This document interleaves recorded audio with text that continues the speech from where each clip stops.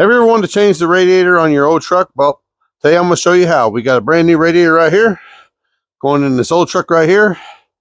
And I'm going to show you some tips and tricks on how to do it, save yourself some time, and save yourself the money, because like on everything else, all this stuff is labor. So, okay, first things first is, I know they look nasty, but they're never going to be seen again. The little rubber rests that go onto the radiator is the first thing. And my son ordered it for me, and it is not. Okay, yep, I got the rubber in the wrong spot. So this one goes here. And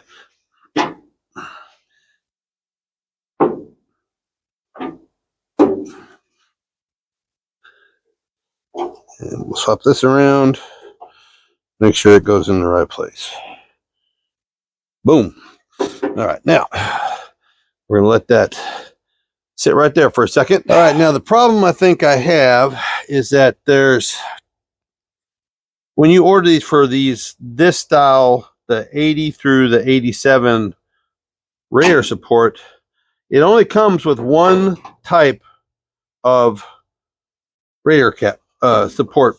Like, this is not the right one. This is one off of an older style truck that I think I'm probably going to have to modify, which, yeah, I'm going to have to modify this, which means I'm going to have to do some drilling and tapping, because the bolts line up here and line up here, and I might have to do some, yeah, I'm going to have to do some. I got to drill a hole here so that it hits, and then find a way to tap in. But this is basically what you're going to have to do, because they don't sell this for a small block, 305, 350, whatever. Only a 454, and a 454, I will get it and show it for you. I ordered this one from LMC, and it bolts like right here like this, and it ain't nowhere close to what I need to make that radiator work. So this one, can't use it for a small block, so we're going to have to modify this one, which isn't a problem. I like modifying. Okay, now what I had to do was I had to oblong this bolt hole that way, kind of diagonal this way, and I had to grind here. I had to grind right here to get past this lip right here, and that one bolted right up.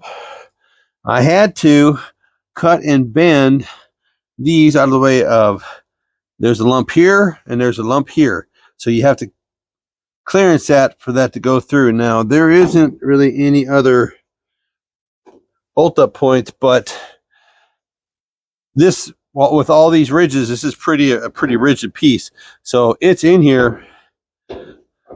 Beautiful. So we're going to take this out, we're going to clean it up and redo it, but then we'll get all the put all the hoses, everything on, make sure everything works right. All right, just a quick tip: if you're going to be fabbing stuff and moving it around, moving things around, put a piece of cardboard up in between, so in case it falls, it doesn't mess with the radiator itself. Just a quick tip, just don't want to have to buy it twice. Okay, now there's two different ways that a fan shroud gets put on. Okay, first one is, some of them have bolts on the bottom. All right, they all have bolts on the top, but some of them have bolts on the bottom that go on the bottom on the radiator support for it to basically just bolt into. But like this one is 80 miles, so it's in between. So this one, we're going to use these. Now these they just slip on the lip, and then the fan shroud itself just slips in and slides in and sits on these over here on the bottom, and then it bolts in on the top cover on the top. But you just remember that these that have the bolts in them, those are for like 81 to 87. So these that just saddles and slips in, those are the 73 to the 80s. Okay, so these are the ones we're going to use, because the fan shroud I have is off of a 78, and it'll work. And I highly suggest using a fan shroud, because I've seen way too many hot rods think they don't need it, Okay, and this is our top cover. And like I said, it's got the screws in the top for the fans for shadow to screw into. And I had this. It basically, you just slide it on top, put the radiator in the rubber line, and what I had to do is, like I said, I had to work these, and I had to oblong this hole a little bit to get the bolt to fit in. Then we are just bolting this thing up.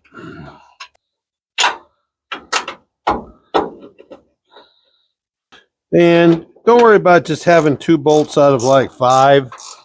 It doesn't matter. You'll be okay.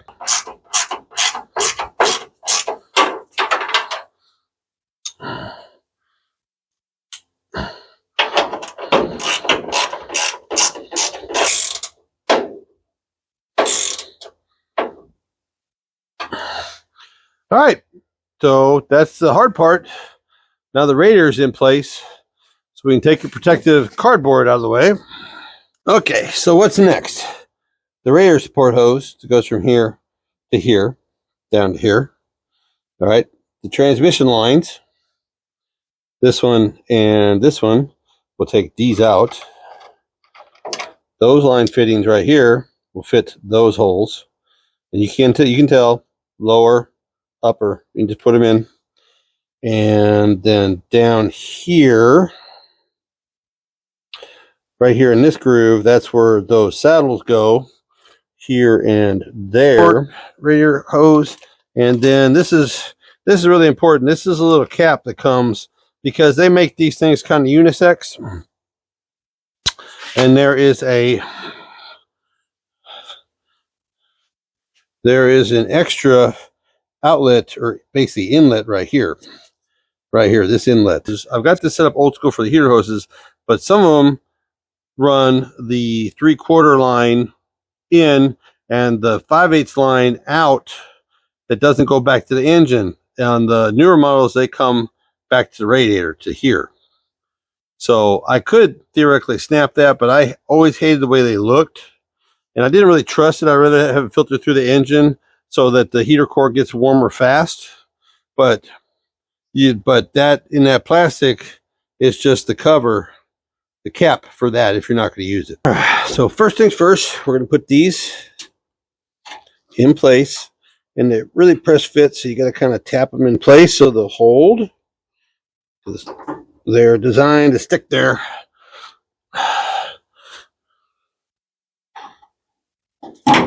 There went that one.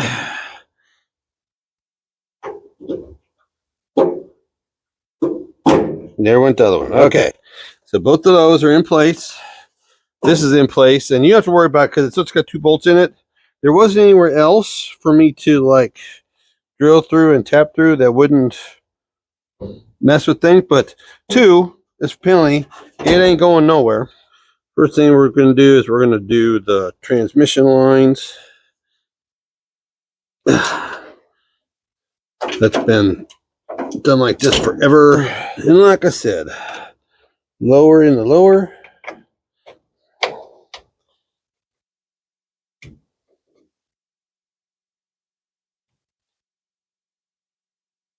and upper in the upper. On these lines, you can always just pull them out a little bit. They'll get where they need to go, and I'm just lightly starting these up because they've been dirty a little bit. I need to clean them a little bit. I'll throw some brake clean on those threads here real quick. This one's twisting in real nice, of course. And just finger tight for now, because we're going to have to move these around a little bit, but you get the general idea of where they go. Kind of hard to mess these up. Lower, it goes in the lower port in the transmission. Upper goes in the upper port in the transmission. This is where got tight quick. There it went. All right, see how it's all the way up in the lip, and then that gives us enough room to get our nut driver in here. And you can use a screwdriver too. It just seems like nut drivers on these work a little bit better. Tying her down till she says uncle. All right, and this one Make sure it's all the way up again. Yeah, I said again, against, again. And you want to think about, okay, so you want to think about if you need to get access to this again. The battery is going to be here, and the fender wells are going to be here. So you can do it over here like this. And you might have to use a 5/16 socket and ratchet to get it loose if you ever have to change it out. But I don't think I'll ever have that problem here on this one, since everything on here is new. And just get it where you're comfortable, and then just tighten her down. Because we got to put water in it and check it for leaks and everything, but that should be pretty good. Yep, that's tight. All right, now we need the top one. This is one of the pieces you're going to need for this right here. For this right here. If you don't do this, as soon as you start this thing up, it's going to puke water out of the radiator. And we don't want to do that. We want to put the cap on this thing. So they're most generally, when they make them universal like this, they'll give you this cap. This cap will be in the package. All right, and then we're going to put this one on. But that's how you do that. Okay, that one's done. I don't know why, but I just sometimes don't like using old clamps. I would rather spend the money, and this was like $3 to buy some new clamps, so I know they're good and they don't look so cruddy. Stand up, and then on we go, and then on we go all the way till it's seated. Yeah, there we go. Okay, and on we go, and then tighten those down.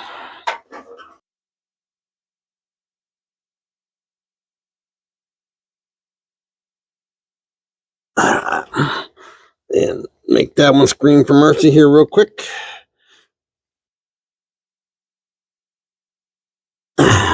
And these are 1/2 inches, and so we'll use a 1/2 inch line wrench. Always use a line wrench. Always use a line wrench.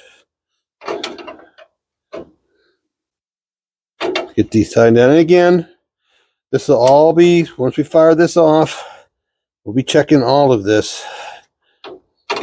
Make sure nothing's leaking.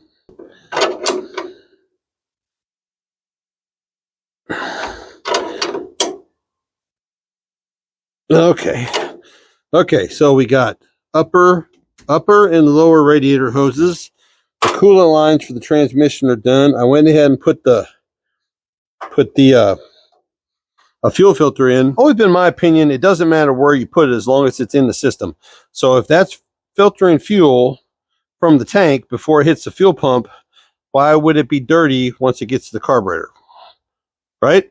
So you can put it up here, you can put it behind the alternator, or you can put it down there. When I got an opportunity, I put it down there. Okay. Part number 33003, my favorite Wix fuel filters, Wix oil filters, any kind of filter I get, I'm going to use a Wix because they are the best. Don't be mad at me because I know I don't have a fan on yet. I just wanted to put this in here and show you kind of how it fits. All right.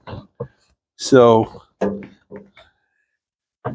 it's just going to slide in here like this, right? If you can get it in here. And you can slide it up against the engine like this and up underneath. Like I said, it just slides in onto the holds like that, and then it just bolts in like that, and the fan goes there. It just slick, works, and it fits like it's supposed to fit. All right, and this is gonna adjust a little bit because I haven't got it bolted down, but that's basically how it works. And then we're gonna pull this radiator cap for it. Do not open when hot. Well, no kidding, but some people need to be told that special little thing. Some people are special and they need to be told. And that, besides putting the fan on, that's about all there is to it to put on the radiator. Now, that's how you can retro it in, because you can't buy this for a small block. They only sell the ones for big blocks. And then I had to bend here and bend here to get past those lumps on the core support. But other than that, she's going to bolt right up. The bolt holes for the mounting holes for the shroud itself are lining it right up. It's perfect. So 3 bolts with the cradles on the bottom,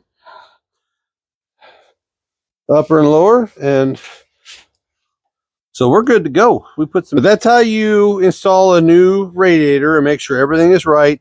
Make sure, remember, use your nut drivers. It makes it easier. You can use a ratchet if you want to. Remember, they're 1/4 inch and 5/16. Remember to use line wrenches on the transmission lines. Upper is for the upper hole for the transmission. Lower is for the lower hole for the cooling the transmission. And she's starting to look like a truck, even more so. So y'all have a great day, because great day today could mean what?